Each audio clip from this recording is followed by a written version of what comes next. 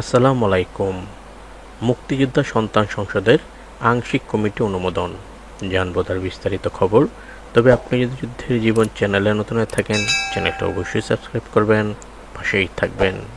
বাংলাদেশ মুক্তিযোদ্ধা সন্তান সংসদ কেন্দ্রীয় কমান্ডো কাউন্সিল কর্তৃক সুনামগঞ্জের জগন্নাথপুর উপজেলার 11 সদস্য বিশিষ্ট আংশিক পূর্ণাঙ্গ কমিটি অনুমোদন দেওয়া হয়েছে। কেন্দ্রীয় কমান্ডো কাউন্সিলের চেয়ারম্যান মোহাম্মদ সুলাইমান মিয়া এবং মহাসচিব মোহাম্মদ শফিকুল ইসলাম বাবু স্বাক্ষরিত এক পত্রে এই কমিটি অনুমোদন করা হয়। কমিটিতে বীর মুক্তিযোদ্ধা সন্তান শাহ সিরাজ কুতুবীকে সভাপতি এবং বীর মুক্তিযোদ্ধা সন্তান মোহাম্মদ জিয়াউর রহমানকে সাধারণ সম্পাদকের দায়িত্ব দেওয়া হয়েছে। কেন্দ্রীয় কমিটির পত্রে আগামী 3 মাসের মধ্যে জগন্নাথপুর উপজেলার সকল ইউনিয়ন কমিটি গঠনের নির্দেশনা দেওয়া হয়েছে। এছাড়া সুনামগঞ্জ জেলা ও কেন্দ্রীয় কমিটির সাথে সমন্বয় করে সংগঠনের গঠনতন্ত্রের আইন কানুন মেনে সংগঠন পরিচালনার উপর গুরুত্বারোপ করা হয়। পত্রে আরও বলা হয়, সংগঠনের গঠনতন্ত্র ও রাষ্ট্রবিরোধী কোনো কাজে জড়িত থাকলে কমিটি বাতিল বলে গণ্য হবে। কমিটির মেয়াদকাল 1 বছর নির্ধারণ করা হয়েছে। কমিটির সদস্য বৃদ্ধি, পরিবর্তন ও বাতিলের সকল ক্ষমতা কেন্দ্রীয় কমান্ডো কাউন্সিল সংরক্ষণ করবে।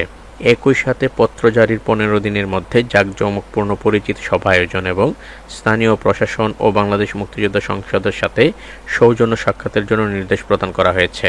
কমিটির অনুমোদনের পর নবনির্বাচিত সভাপতি শাহ সিরাজ কুতুবী বলেন, 1971 সালের মহান মুক্তিযুদ্ধের চেতনাকে বুকে ধারণ করেই আমরা কাজ করব। আমাদের পিতারা দেশের জন্য জীবন বাজি রেখেছিলেন। তাদের সেই আত্মত্যাগের মর্যাদা রক্ষা করে মানব সেবায় আমাদের উদ্দেশ্য। এই স্লোগান বাস্তবায়নে আমরা সকলে একযোগে কাজ করব। সাধারণ সম্পাদক মোহাম্মদ জিয়াউর রহমান বলেন, কেন্দ্রীয় কমিটির প্রতি আমরা কৃতজ্ঞ। আমাদের উপর যে আস্থা রাখা হয়েছে তার যথাযথ মর্যাদা দেব। আগামী 3 মাসের মধ্যে সকল ইউনিয়নে কমিটি গঠন করে তৃণমূল পর্যন্ত সংগঠনকে শক্তিশালী করব। মুক্তিযোদ্ধা পরিবারের কল্যাণ এবং এলাকার অসহায় মানুষের পাশে দাঁড়ানোই হবে আমাদের প্রধান কাজ।